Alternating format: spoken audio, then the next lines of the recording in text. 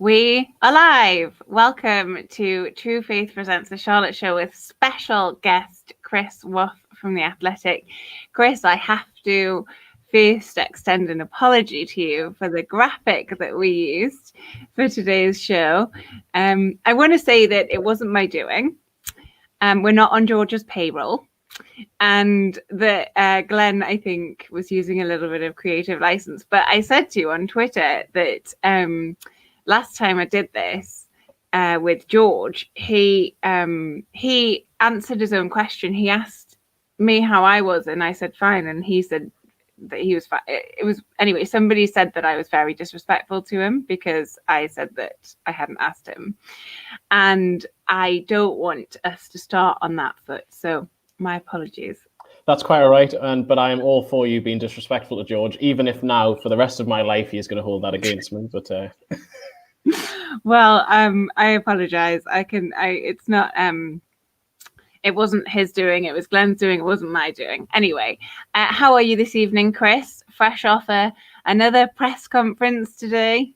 Oh yeah, wonderful. I mean, I've just had some Spanish food from around the corner, which was very nice actually, and I do have a glass of red wine just to make the Friday night feel better. But in terms of yes, professionally, yes, another Steve Bruce press conference. So that's always the fun of the fair. But I didn't get to ask a question again. It's still being limited in terms of the number of written media being asked a question, so I wasn't able to ask anything. What would you have asked if you could ask? I would have asked him. Well, I thought he would have been asked it before I would have got round to asking him, but I would have asked him about basically the War Flags banner that was put up last night, and also in general about his own position and whether he's had any conversations with Lee Charnley or anything like that. And I was shocked because in the whole of the press conference, he wasn't actually asked about that. And it's interesting one step because George and I have actually written a piece which is going up on The Athletic for tomorrow, sort of looking at this situation. And obviously a lot of Newcastle fans, certainly on social media, are calling for Steve Bruce to go and saying, oh, Newcastle going to wait too long again. Why haven't they made a change?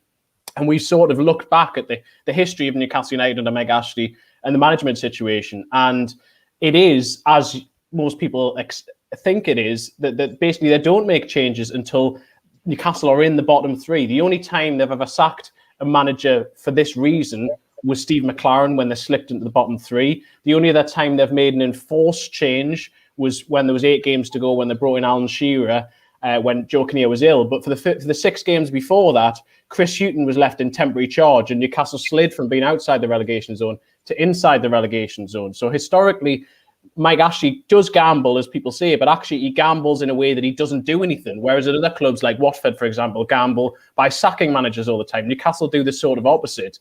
And there's like a begrudging admiration you sort of have for them that when they do write a contract for a manager, it does mean something. The only issue is that so often a lot of us feel that they put their faith into the wrong person. And as they did with Steve McLaren, a lot of people feel that is the case with Steve Bruce at the moment. Yeah, it is worrying. I did see, if you haven't seen or you haven't heard about the next flag, the most recent flag that War Flags have put up outside the ground, that was a Mike Ashley holding Joker cards, stop gambling with our club. And then I think Steve Bruce's face is the Joker. Yeah, artistically, it's excellent. You might agree or disagree, but it's a lovely cartoon. So well done. I think the guy who does Magpin does them for them. But anyway, yes, that appeared at St. James's Park last night. It's a good question. I wonder how he would respond to it. We've got a couple of people. I think the press conferences, because we're not in the grounds, the press conferences take on a little bit more. Like, I'm obsessed with them. I find them really interesting as what do a manager, not just Steve Bruce, and I'm writing something for Hopeless Football Romantics, which Chris knows about because I was talking to him about it, about press conferences and what managers are trying to achieve with them, whether or not, they're...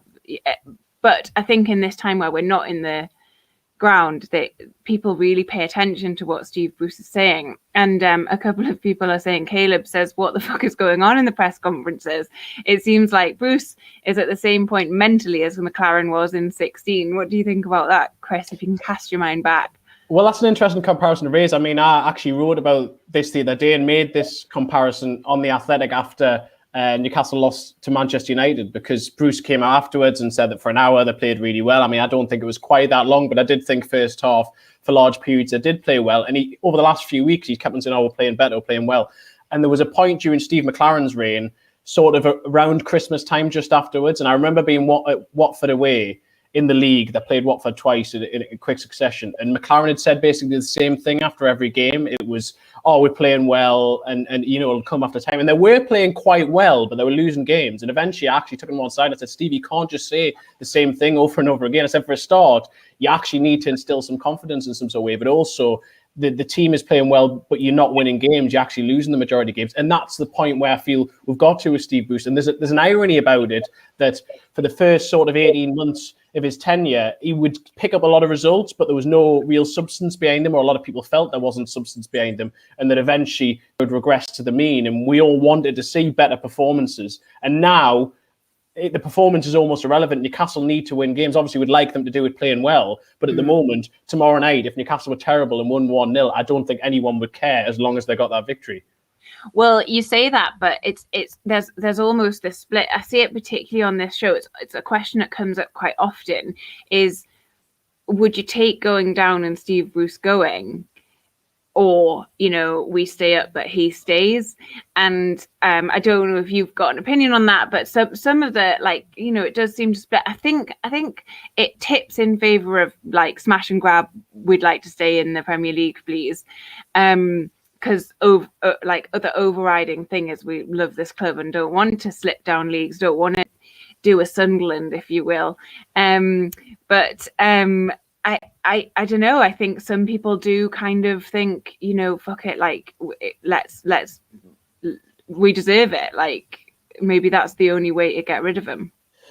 I do think that if Newcastle were to survive this season, and as in they'd never drop into the bottom three, survive the season, and if a takeover doesn't happen and Mike Ashley is still here, I would very much expect Steve Bruce to still be in charge at the start of next season. So I think if Newcastle survive and there isn't a change of ownership, Steve Bruce remains.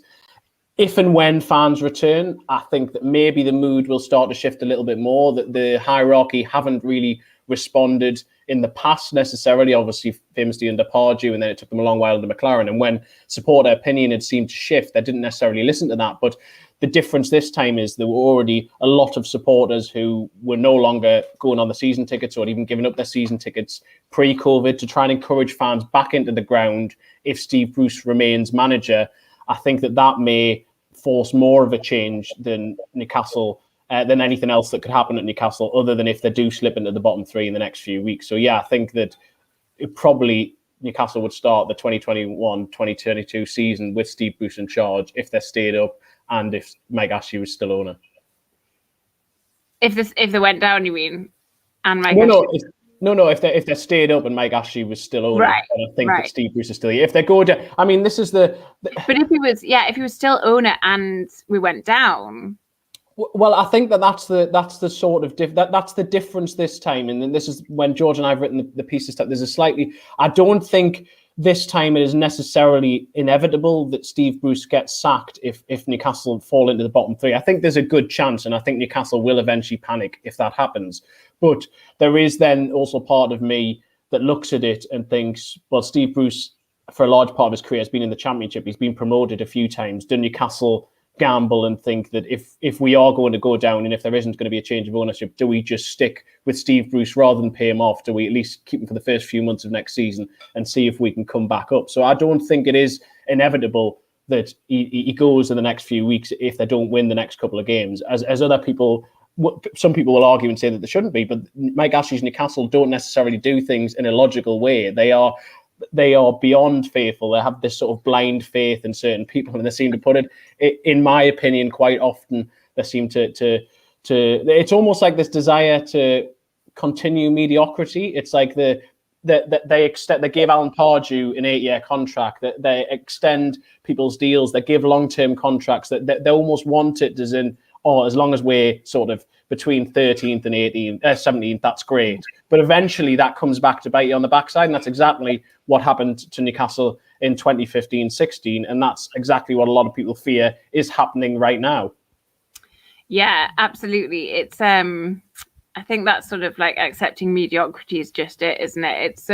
It's so depressing as a fan to sort of realize, or I refuse to accept it. Like, I can accept that that's what they're after, but I refuse to accept it as a concept as a fan. Otherwise, like, what is the point?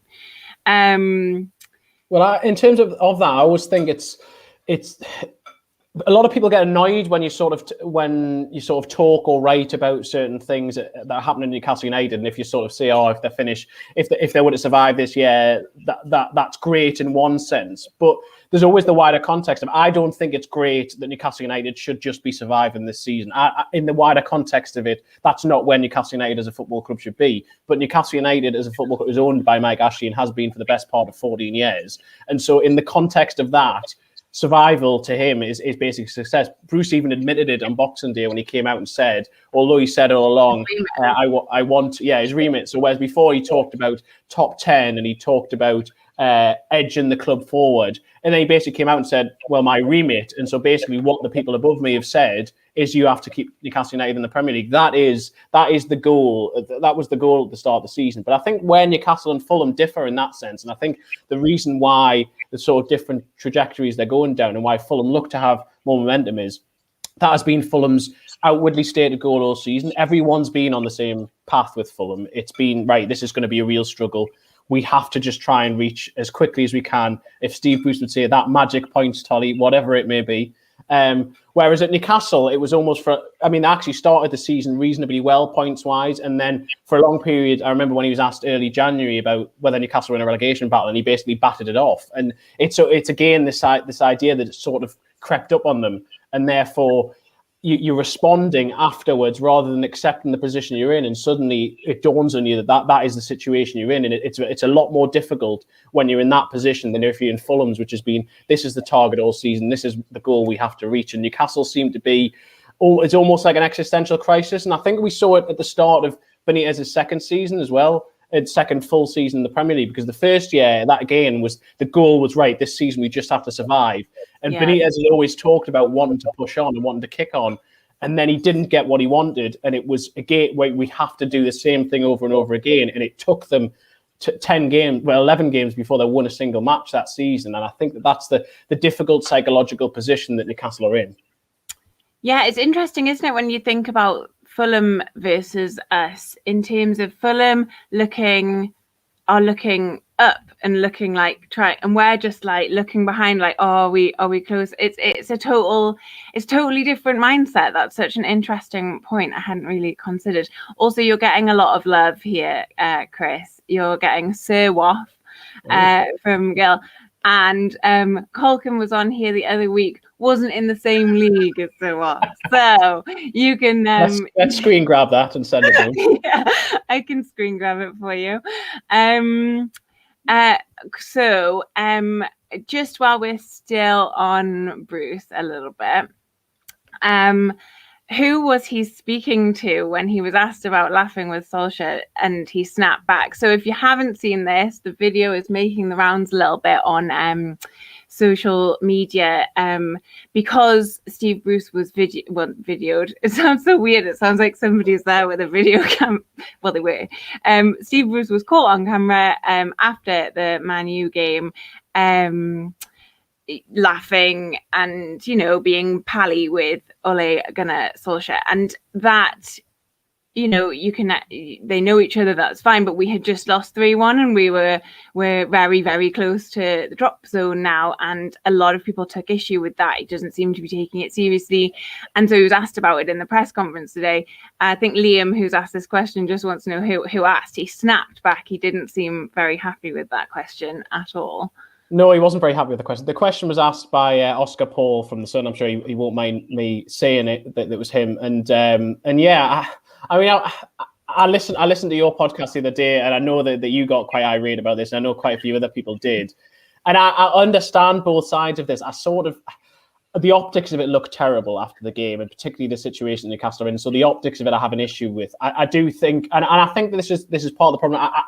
I don't sympathise with Bruce because this is the situation he's got himself into, but he regularly, and it's more often with his words and his actions, but I think he regularly boxes himself into a corner and trips himself up. And this was another example of that, I think. And I can understand why he was annoyed by the question. The more the issue I had with him snapping back was basically the implication he had when he responded to the question was is it what fans are saying or is it what you're saying? And so I didn't like this implication. And this is what I think a few times he's tried to build this idea that maybe we in the media or a certain section of supporters are unrepresentative of the actual minority. And I do think it is of the majority, sorry. And I do think it is the majority now of Newcastle fans who look negatively at Steve Bruce. Maybe the majority of Newcastle fans on this specific point didn't have too much of an issue. I haven't done any sort of poll or any sort of scientific research on it. But that was the issue I had more than I can understand why people were annoyed by the smell. But it's that where he's trying to control the sort of narrative, but I think he's doing it in a poor sort of way. And also, yeah, it's almost I mean, he has used the term fake news. He didn't use it for this, but almost like that was almost like, well, you're making this more of an issue than it is. And the reality was, at least some supporters thought it was an issue. Whether Bruce agreed with that, I can appreciate why he wouldn't and why he thinks it's been blown out of proportion.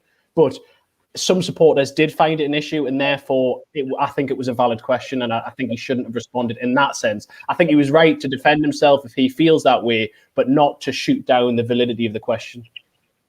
Yeah, I agree. And when I was I've watched it so many times because he also does say his words that don't exist when he responds to it. He says unfortunately okay, which doesn't really make any sense to me, but okay.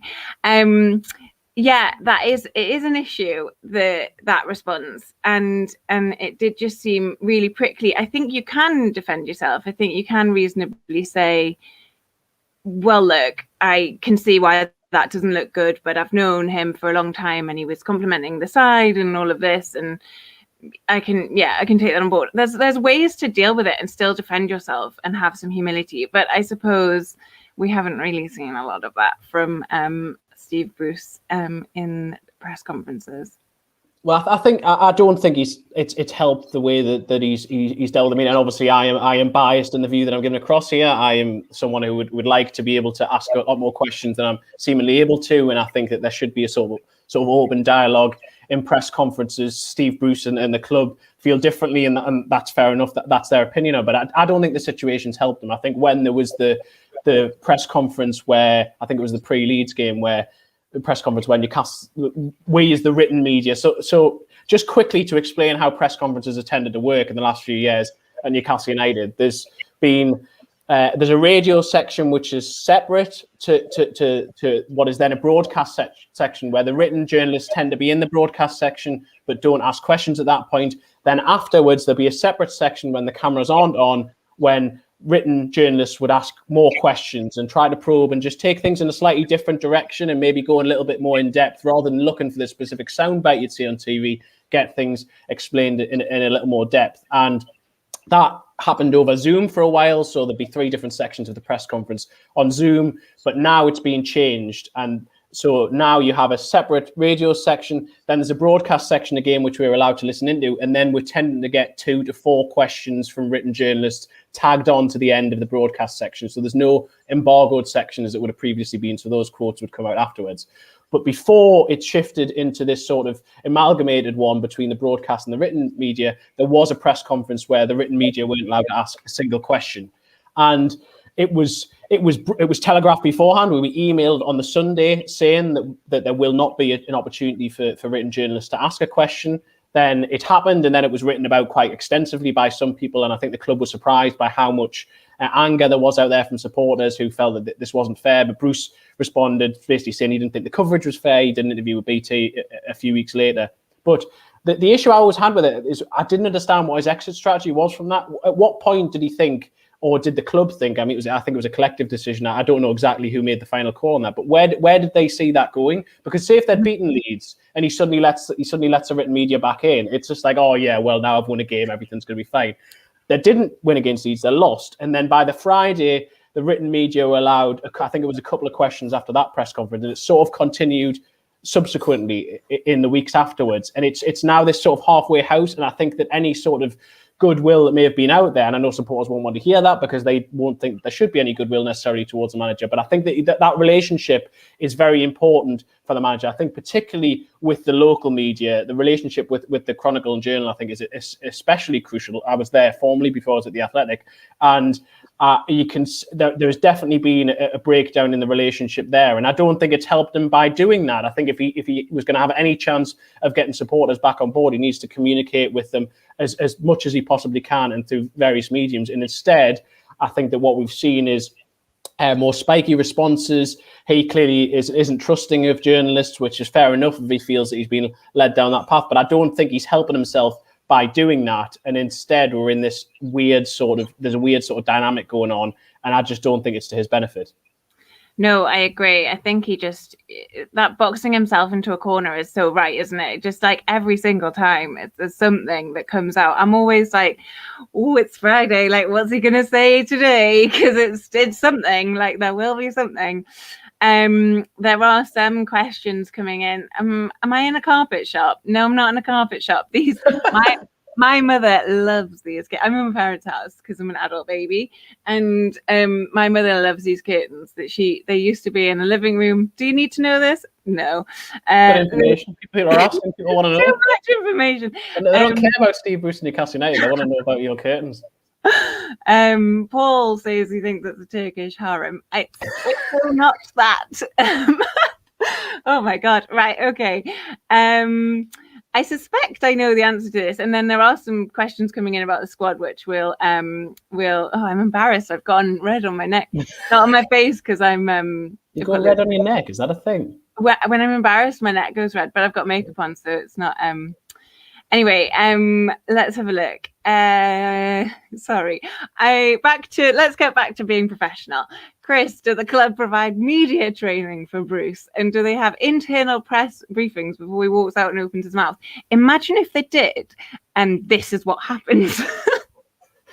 This is it. I mean, in terms of the media training, I don't know if they specifically do that. I don't know the answer to that question, but there is a media team there, and before he goes out for press conferences, and this isn't just Bruce, as has happened with previous managers, it's happened with Benitez, it's happened with McLaren, they are made aware of the key topics which are likely to come up, what he's likely to be asked, what the different themes will be. So I imagine this week one of them will have been, you're going to be asked about Martin Dubravka, because there was an article a few days ago basically saying that Koldal is going to be dropped and he's going to be back in, or I mean, I would have thought that he probably would have been briefed on the fact that he's likely to be asked about the banner that came out last night, but then he wasn't asked that question. So that's a bit. So sometimes these topics will be brought up, and also sometimes, particularly with the television companies, but we even have this sometimes with written journalists, where if there's a specific question that maybe your editor has asked you to ask about, for example, I mean, Sky may have something on one week if it's about referees, or if there's something about players kneeling before the kickoff on the whistle or whatever. And so they may ring the press officer ahead of time and say, just as though it doesn't come as a surprise to the manager, can you let him know that we're going to ask this specific question? And then he'd be sort of briefed on that. So the things should not come as a surprise to him in the press conference. I mean, obviously, like anything, some questions can blindside you, or some things will come in completely left field. So one example I can give of that was the other week, and part of the reason why this was a good few weeks ago, I think it was during the January window, and we have to use a raised hand function on Zoom to be able to ask a question, and there was two parts to a press conference, because it was after a match and it was over the Christmas period. So we had a post-match press conference, and then it went immediately into a pre-match press conference for the next game, because there was such a close proximity between the two. They weren't doing them separately. Now, I'd raised my hand for the post-match, and it had stayed raised for some reason for the pre-match, and I didn't realise it stayed raised. So all of a sudden, I was just, oh yeah, Chris Waugh can ask a question now. And the first thing that popped in my head, just completely randomly, was about Florian Lejeune. And so I asked him a question about whether Florian Lejeune was going to, how he's doing, whether he's keeping an eye on him. And you can see Bruce was completely blindsided with it, thinking, because I can't remember, it was after one of the games. And it was a strange thing. He's suddenly gone from, right, I'm in post-match mode to pre-match mode. And then he's just blindsided me with a Florian Lejeune question. So you could see he didn't really know how to respond. And I felt I'd put him in an awkward position to a certain extent. I mean, it's something that you probably should know about, but it was just me off the cuff asking that sort of question. And so, yes, he should go into a press conference prepared. He does certainly get but yes, he still manages to come out with certain things. And I think sometimes there probably is too much scrutiny on what he says, and some things are possibly taken out of context. But he equally doesn't help himself. It's like mass hysteria and histrionics. When he said those comments, that was very much, in my opinion, directed towards the media. But the way that Steve Bruce said it, it seemed like it was directed towards the fans, and there possibly was an element of that. But the majority of fans, because of the way he said it and because he didn't make that explicitly clear, took it as if he was talking to them, and therefore that facilitates a further breakdown in the relationship. So yeah, he does far too often, in my opinion, put his foot in it. Yeah, that's a nice way of putting it, I think. Gil says, must be so easy for Lord Waugh to blindside Bruce mind. Pearls before swine. He just loves you. There's loads of love coming in for you. There is a lot of love. Yes, yes, he does put his foot in it quite often. I think the thing is that I find interesting, and we will move on from this, I promise, is that question of like, who is he talking to? And you kind of have to, as a manager, accept that you're talking to a massive group of people. It's the journalists, it's the fans, it could be the players, apparently, like we can get onto that, but maybe you're also talking to the players. And I think you have to be mindful of that when you're answering a question and how it might come across. It's a minefield, but I don't feel he gives it much. It is a minefield. I mean, you have the example, and when you say talking to the players, it was like the gloves are off comment a few weeks ago. It made no sense at the time, because it was like he was talking about the gloves are off and now suddenly I'm going to do things my way. I mean, first of all, it was like, well, he 18 months in the job, who's been doing it up till now? But then it was also like he was talking about the players. But if you use gloves are off as like a sort of analogy, that sounds like you're going to fight the players. And it was sort of, it was a really, I just couldn't really understand what he was trying to get at. And it was he'd come in, and that was clearly a phrase he decided beforehand he was going to use, because he came in that press conference, he said that the team had been absolute shite and all this sort of stuff. And yet he was annoyed then by the subsequent coverage of what we'd all said about Sheffield United game, even though he called his team absolute shite and all this sort of stuff. And basically it was, and I do think players have to take some responsibility for the position they're in. All of them do, or everyone involved in the club. But it did feel almost like the manager was shifting a little bit of the blame there. And so I don't think that helped him. But there's almost become like this fallacy about Rafa Benitez's press conferences, as if all of them were really interesting, but it was actually the opposite. But what Rafa Benitez was very good at was, it was a consistent message, and no matter what question you asked him, he was going to give the answer he wanted to give.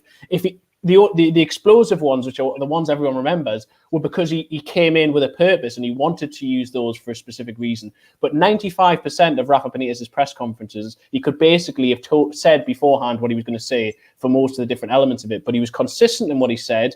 He repeated it over and over again. And I remember Newcastle played Brighton away. I think it was in his last season. And afterwards, there's different sections of press conferences again. And it was a Saturday game. We had what was quote unquote a Monday's press conference. So I was writing for the Journal. And so I got to go and ask him. Usually there'd be a few journalists there, but for whatever reason, I was the only journalist in that section of the press conference. And I had about 5-10 minutes of Rafa Benitez, and I went on several different topics, because at the time I was at the Journal. I needed various different lines. So I asked him about certain players. I asked him about certain things. And I walked away from that press conference thinking, oh, this is brilliant. I've got all these lines and different things. I listened back later on and transcribed it all, and basically to every single question, no matter what it was, he gave almost exactly the same answer about specific players, about the game, about tactics, about transfers. And so that is the line I'm going to give right now. This is no matter what question is asked for me, it's like tunnel vision.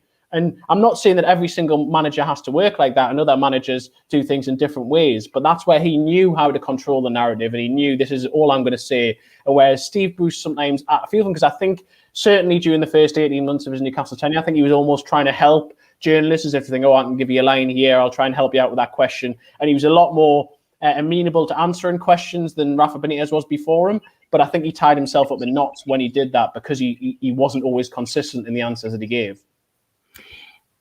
When I was looking at the piece that I'm writing, I almost made it not a jokey piece, because I kind of think there could be a link to it. It's not a jokey piece anymore. But I sort of because you've said that to me about Rafa before. I think that he's like, he says the one thing and he sticks to the one thing. And I was like trying to find a link between the way managers behave in their press conferences and the way their teams play on the pitch. And like, so with Benitez, it's like, it's consistent. It's this message. We're not veering away from this message. We're doing this. And that was the way that the team were on the pitch. And Steve Bruce is kind of like, you never know what the hell he's going to say. And you also don't know like what the lineup's going to be or how they're going to, so, but I ended up not going down that route. So I'm glad. It's an interesting link to try and make. I mean, I think it probably is a leap to go from one to the other, but I think it also does show a certain personality. I think what it shows more than anything is Rafa Benitez's personality, and it's that meticulous nature, and that is exactly what he's like. That everything is it's his way. It's going to be this way. We're going to do it consistently. We're going to do it repetitively, and it's like that obsessive sort of detail, which unfortunately I don't think we always do see that same detail with Bruce. And it can be, it's almost flippant at times, and I think that sometimes maybe a little bit is too much is made of it. But it's like today again, he's repeating the 6 or 7 teams in the relegation plan. It's like, well, who are the 6 or 7 teams then, Steve? Or it's like when he says, "Oh, we're 2, 3, 4, 5 points." It's like, well, which one of them is it? It doesn't require. And I think it's just the way that he speaks, and I think that it's just but it comes across as lax. And when everything is being picked on, as you say, we're not in grounds at the moment. Fans aren't in grounds at the minute. Fans aren't able to vent that. And so every single word is being picked up, particularly now we're in lockdown and there's even less, whereas we were in semi-lockdown for a period and people could do more things. Now we're back in full lockdown. We have been for a few weeks. Everything is being poured over.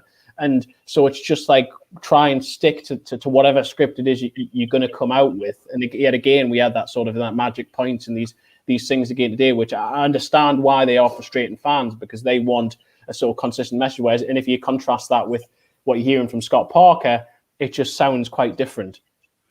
Yeah, I agree with you. Okay, so I genuinely think we could talk press conferences for ages. But it kind of ties into a little bit. But I kind of want to talk about Darlow and Dubravka. We did get a question come in. Basically, it's come out this week that Dubravka will be back tomorrow, most likely, for the Wolves game. Stephen King says, Darlow and squad unhappy about Bruce's method, how it was done, not good for team morale when in trouble. So this is like, we talked about this on the podcast. It seemed like Steve Bruce used his post-match comments on, was it Saturday? Sunday to say, we'll take a look at the keeper. And that seemed like, that was about, the match finished about 10 minutes ago. Have you mentioned that to Darlow? Like, that doesn't seem very nice. Do you know if that's had an impact on morale, or do you know if that's how it was done? You might not. You might just have some thoughts. Well, the way that it happened after the game on the Sunday, I thought some of his comments were maybe a little bit loose. I don't think he was quite sticking the boot in as much as some people maybe thought he did. But again, it's maybe being careful by that thing. In the actual section of the press conference I was in, when he was asked about it, he was like, the game's just finished. I haven't even really thought about that. Although he did say, but call, I can't remember exact comment, but basically something about, cardinal sin. I think it's just cardinal sin to concede at your near post, which some people may agree with, others may disagree with. I know David Priest, the former goalkeeper, gets annoyed when people talk about near post and this sort of myth that goalkeepers shouldn't be beaten there. But in the subsequent days, I mean, the fact that the story came out on Tuesday that Dubravka was going to be recalled, and then Bruce didn't really deny that this morning. If anything, he almost sort of confirmed it without confirming it by basically saying, I've got a decision to make, and let me make it clear that Carl Darlow hasn't done anything wrong and that he's been excellent. But he almost, by saying that, almost confirmed it was going to happen. But at least the information I have, I think there has been some frustration behind the scenes about how it's been handled. I don't think Carl Darlow's very happy at all with it. I think he doesn't feel it's warranted, and I can understand. That. I wrote a piece with Tom Worville, our analytics expert this week, sort of looking at the stats behind it, but also basically leadership and vocal nature of Dubravka, and sort of came to the conclusion that Carl Darlow is definitely not the reason Newcastle are in this position, and without Carl Darlow, Newcastle would be in a worse position, and I think they probably would be in the relegation zone. I think he's probably conservatively, almost single-handedly got them 6 points. I'd take the point at Spurs, for example. The point at Wolves in the game, which now Steve Bruce has upgraded to Newcastle, played very well away at Molineux, apparently, which was, again, not really sure what happened there. But also Liverpool at home, And there's a few other examples, and I worked out it's probably about 6 points he's won Newcastle. But equally, I still think that the team maybe could be improved. And primarily, I think beyond even the statistics, and the statistics we looked at show that Darlow's form has regressed. But mainly, what Dubravka brings almost from it in a something that's unquantifiable, and that's the leadership, the organisational skills to sort out his defence and to really be that vocal nature. Because they don't have Matt Ritchie anymore in the first team. They haven't had Jamal Lascelles for large parts of the season. Federico Fernandez has been out. They haven't got Callum Wilson. Who are the voices out there on the pitch? But for it to have come out on the Tuesday, 5 days before a match, I don't think it was. I don't think the optics of that aren't great, and I don't think that necessarily has had a wonderful effect on team morale. Hopefully, Newcastle go and win tomorrow. Martin Dubravka plays well, and then it's not forgotten about because I'm sure Carl Darlow won't forget about it. But maybe then the story moves on. But if Newcastle lose tomorrow, and say if Dubravka throws one in or whatever by accident, then suddenly all of this last week, you've not only brought Dubravka back in and he's made a mistake, but you've also pissed off the guy who was in beforehand and who you replace. So it seems a high risk sort of strategy, particularly for a man who his man management skills are often praised. I mean, John Joe Shelby again on the podcast with Charlie Austin today praised his man management skills. It just seems like this one has been bungled a little bit, or at least that's the impression that's given off. I'm sure Steve Bruce will disagree, and he may well come out after the game and talk about that tomorrow. But it just seems strange that it did come out on Tuesday. Yeah, I agree with you. I've wanted Dubravka back for ages, but and Henry Woodcock, who is a friend and was tweeting with me on Monday, said that it's such a shame that Darlow wasn't sort of rested and Dubravka brought back in when Darlow was at this peak. It's come after this, quote unquote cardinal sin, and it just leaves a bit of a bitter taste when, as you say, he's probably picked us up at least 6 points this season, in a season where even one could make a difference. So it does seem a bit of a shame. You mentioned the Shelby thing on the podcast with Charlie Austin. Somebody's written something about my teeth. I do use a whitening toothpaste, but I have a light on my face and I think it makes them brighter. So I apologize if you do have to put it's Davey. He says I've had to turn my brightness down. Everyone's embarrassing me this evening. You know what? Fine. I don't think they're this bright in real life. Just on the Darlow point as well, though. But I haven't actually listened to the full Shelby thing. I've listened a little bit, but on the Darlow point, I mean, he's just signed a new long-term contract as well. And Newcastle already have a strange situation in terms of. I interviewed Freddie Woodman recently, and he signed a contract for the next few years, and he's got big ambitions to be Newcastle's number one. And it's actually a really good position to be in. I'm not for all of the mistakes that have come even during the Mike Ashley reign. The one sort of position where they've always consistently had a lot of strength in depth is goalkeeper, and it remains the case. But then it's like now you've got Carl Darlow who's on a long-term contract, you've got Dubravka who's on a long-term contract, you've got Freddie Woodman who's on a medium-length contract but has ambitions to be in the really ambitious. So how do you sort of handle that? And this is just another sort of interesting dynamic that's been thrown into that, and it feels at some point as if one of Darlow or Dubravka has to go, and if Darlow is the one who's getting paid off, although Dubravka was paid off last week because he wasn't in the team. So now it's an interesting sort of dynamic which is causing at some point that conversation needs to be had as to what is the long-term goal. As I say, it's a nice problem to have, and I'm not having to go to Newcastle for having such strength and depth at goalkeeper. I wish they had these problems all over the pitch. But it's the opposite almost of the other areas, certainly up front where they don't have any options. They've got this embarrassment of riches, but how do they manage them, and how do they keep them all happy, and how do they work out who is going to be the long-term goalkeeper? Yeah, it's difficult, isn't it? And it's the sort of position that you can stay in a bit longer. That it's not running around the pitch for half the game or more than half the game. It's a position like what Dubravka's 31, 32-ish, like 30s, yeah. So, but he still looks like he's got years left in him. Like, where do you go, and how do you? I'm going to be HR, but what succession plan do you have there, and how do you manage it? It's really tough. It's nice because we don't have that anywhere else in our squad, so it is nice. A couple of people saying that Shelby's comments were hilarious. He was saying that Bruce is a wonderful man manager, and but we don't have to get too much into it. Davey says Shelby needs to leave. But But Shelby's one of those players who's divisive, and I have to be. I know that, and I think quite a few people know my opinions on Shelby, and I get very frustrated at him, and I have done for a while. And certainly recently, I think that he's struggled in the team, and I don't really think the team dynamic necessarily works with him in that sort of position. But he is. I also do see the benefits that Shelby could potentially bring. I realise that certainly before Willock, Newcastle didn't really have that midfielder who could be progressive and could potentially play the ball forward and release Callum Wilson or whoever it may be. But my issue with Shelby is I just think that he needs too much protection in midfield, and because I don't think he does get around the pitch well enough. And I also don't think he materially affects games as often as a player of his quality should. If you're gonna put up with the deficiencies that he has to win or have a positive effect on a lot more matches than I think he does. And I think it's maybe 1 in every 6 or 8 you might see him sort of control a game, whereas really you want him to be controlling games far more. And because there are the games that Shelby seems to do well in is when he isn't pressed very much, when he's given time on the ball. Remember his home debut against West Ham when he was given all of the room on the pitch and he was able to ping passes left, right and centre. He had it away at West Ham first game of this season. You've had it a few other occasions. But as soon as you get a team who are going to press on him, as soon as you get the likes of Brighton, the likes of Leeds who are going to harry and are going to close down his space, I just don't think he brings enough to the team to warrant the position that he's given. And I think that he's given a lot more leeway, potentially because of a lack of options of other people who can do what he needs to do. But I just think it's easier to drop other players first. And I think that quite often happens. Yeah.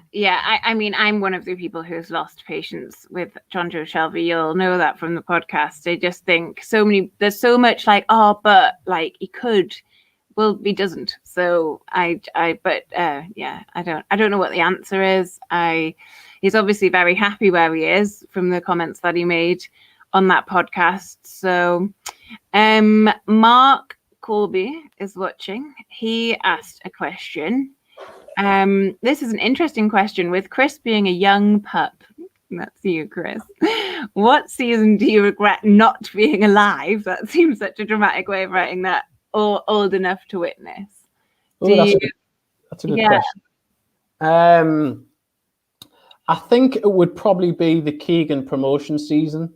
I mean, I was very young for the sort of 95, 96 near title miss, and I don't really have any actual memories of that at the time. I was speaking on our Pod of the Time podcast about this a couple of weeks ago, where Taylor and George were sort of reminiscing about it, and then Taylor asked me, and I was like, "Well, I was 4 years old. I am nostalgic about it, but not nostalgic about it as I haven't lived it at the time. It's sort of like a weird sort of, I've grown up with it, and that's always been but I don't know. I mean, I know a lot about it, but I don't know as much about the promotion season. And that seemed to be when it really was starting to build, and when the momentum was growing, and the way when you watch that sort of side and the way that they played and the way that they dominated that league, and fans being able to go to all of those sort of away games and thousands of supporters there with that side, with Andy Cole scoring all the goals, with Peter Beardsley in it. I think that probably would be the side that I would have liked to have seen, because it was also the start and it felt as if the club was moving in the right direction. I remember how that felt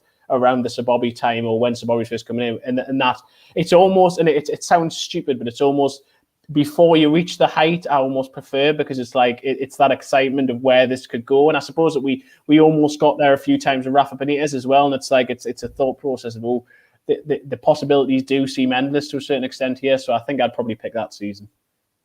It's a great answer. I'm only a little bit older than you, and I wasn't as engaged with the football at the time. I remember my dad would take my brother. I've got an older brother, and I remember it being really like something special. But like I wasn't there, and I wish I had been. Even though, well, I've got quite a good memory, so I might remember it if I had gone. But it's something there's something just so special about it, isn't there? So. Yes, it certainly feels very different now. So that's big time. I mean, the game's so different, but so even from that perspective, it would be really interesting to see the game played in a totally different way. And this sort of more attack. We've got Keith Gillespie. He's been on the show, and he's on some of our patron podcasts. If you're not a patron, you should be a patron. Not you, Chris. I'm talking to the audience, but also you should definitely. Yes, me as well. Of consider it. The way he talks about it and the way, you know, as a winger and how different the winger role, if it really even has a place in the modern game and stuff, it's really interesting. So great answer, well done. Alex here says, what's Chris's favourite game he's been at as a fan and a journo, and why?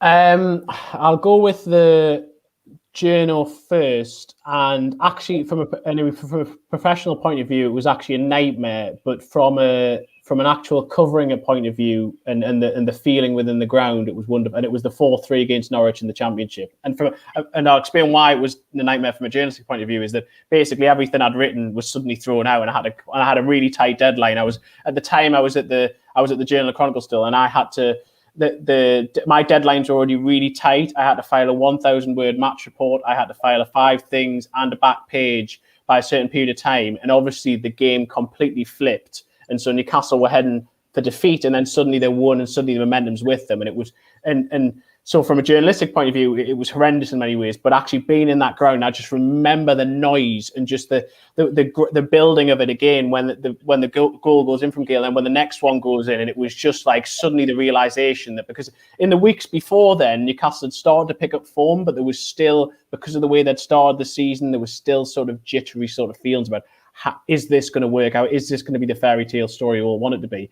And I think that was at the point where everyone started to believe that actually, yeah, this really can work. And so I sort of felt that in the ground that day. So from a snap reaction point of view, from a journalistic point of view, I think I'd probably pick that one.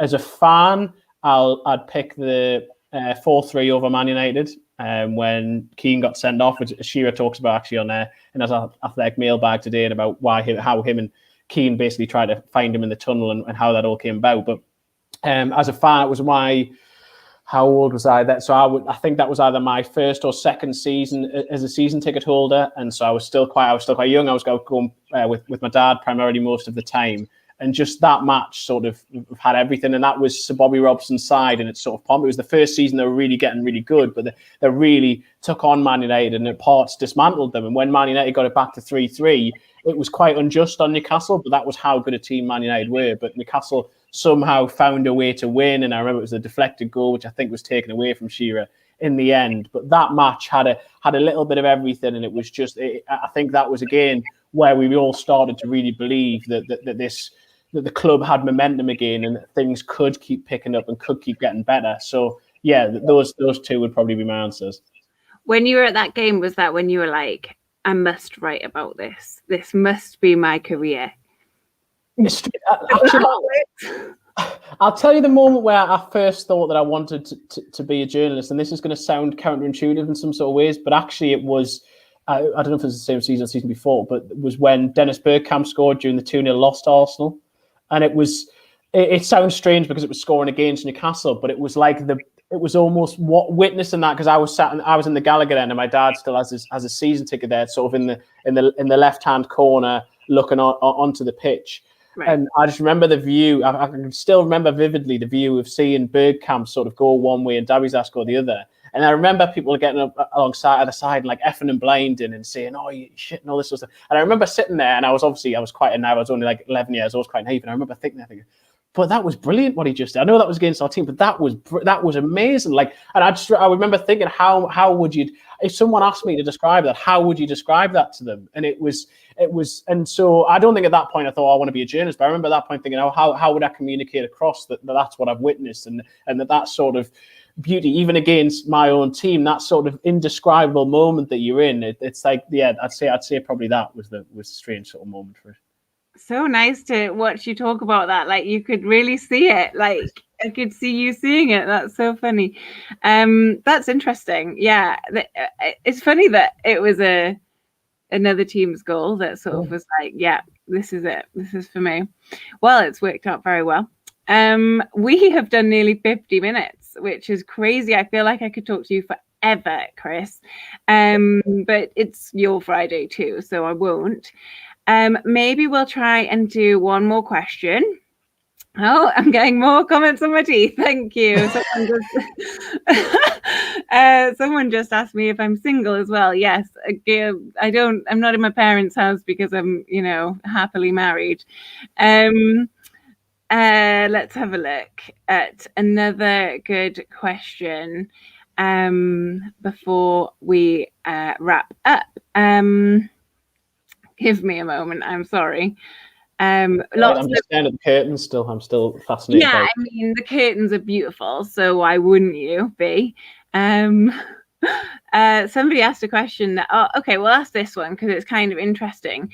Are you ever afraid that you'll get fired for asking tough questions on Bruce? I haven't seen a person just ask Steve to tell us what the plan is and why he thinks it's failed if we've lost like most. That's a good question, isn't it? Because a lot of the times when we've seen press conferences, because apparently this whole podcast / YouTube video is about press conferences, yeah, a lot of frustration seems to come like, why don't people just call him out? Why don't they say, like, you know, what's the take on that? Well, as I sort of tried to explain earlier, no, I mean, I don't fear, and I certainly wouldn't be fired for asking tough questions, because that's sort of my job, and it'd be actually the opposite if I didn't ask tough questions. It would sort of be the opposite. I think there's a sort of, and I obviously, again, I'm defending my own industry here, but I don't think that is a fair portrayal. As I tried to explain earlier, it's not as easy on Zoom for a start. Also, as written journalists, we're not able to ask questions. I told you the question I would have asked this morning, and now it's easy for me to say that because I didn't get asked the question. But that was my intention. After the Sheffield United game, in that press conference, I asked Steve Bruce if he was going to resign. He didn't answer the question, but I asked him that question. The tough questions are often asked, and as I say, he kicked off. Wasn't happy with the coverage after the Brentford game when he was asked a lot of questions then, and then came out after the Man City game, asked tough questions again. And so I think that and I don't want to have a go at other forms of the media here, because that's not my intention. But I think that a lot of the press conference questions that people will see or they'll hear will be from the radio section, but more primarily from the broadcast section. And that is sort of different to the sort of written media, and that maybe some of the questions aren't as often asked. I do think that they do ask some tough questions sometimes, but also, it's more formulaic. I think, for example, some of the sort of local TV stations, almost they need the way that they build up to matches or whatever is they usually just need a sort of 30-second soundbite about the opposition or about the way that the game is. And so maybe they're not looking for that sort of killer line, for want of a better term, that we as written journalists maybe. But also, for example, part of the press conference is the questions are asked by PLP, which is Premier League Productions. So Newcastle essentially pay into that. That's a 20 Premier League clubs pay into the Premier League Productions. So that part of the press conference, rarely are there really challenging questions. I'm not, like I say, I'm not trying to have a go at anyone for that, but that's part of, and that's understandable why that's the case. But for example, today, I would say that one of the tough questions was asked in what we mentioned earlier, what Oscar Paul asked about what Bruce laughing with Solskjaer the other day. He was asked the question. Maybe other people would rather he'd have focused on the banner or whether Steve Bruce thinks he should resign or something like that. But as I say, we only got 3 questions to ask. I would have asked some more specific ones. There are more. I know some of my other colleagues who've asked them some very direct questions in recent weeks as well. So I think that. But I also think that in a slightly different sense, should we every single press conference, what benefit would it be if every single press conference, the only question was, Steve, are you going to resign? I mean, I know that wasn't the question. The question was like to ask him about plan. I've asked him multiple times, and many people have asked him multiple times what his plan is. I've specifically asked him before. I specifically asked him at one stage when Newcastle were playing with 5 at the back, if he still wanted to go to 4 at the back at some stage. And he then said at that point, I've never said I want to play with 4 at the back. And it's like, well, you have, because I've got this from several previous press conferences. And so there again, this is where I come to the lack of consistency. And so sometimes we may ask the questions and it's the answers you get back as well, and they're not necessarily conducive to what you'd say. And as I say previously, you would not have seen those questions being asked. People don't see that broadcast now. When a written journalist asks a question, because it's all bumped together, you are seeing the answers to those questions. Previously, and the question being asked, previously you didn't see the question being asked, so you didn't always know what the line of questioning was. And so maybe there has at some points, certainly previously, been a bit too much of a pally nature between certain sections of the media and Bruce. I can see the argument some people would make, but I would refute the idea that he isn't asked tough questions. I do think he's asked tough questions. Maybe people just want to say, on a slight tangent, I suppose I know I'm sort of ranting a little bit here. No, get it all out. It's therapy. But I remember when a video came out a few years ago about Lee Charnley when Newcastle was struggling, and he'd been I think it was actually been an event trying to launch the foundation's new home, and he walking down the street, and some fan had followed him and basically shouted all these questions at him, And I was at the Chronicle Journal at the time, and we got sent all this. These are the questions you should be asking. You should be asking these of Charlie. You should be following along the street asking these. Well, first of all, I don't think Charlie should be following. You can say what you want about Lee Charlie, but I don't think personally should be following that situation.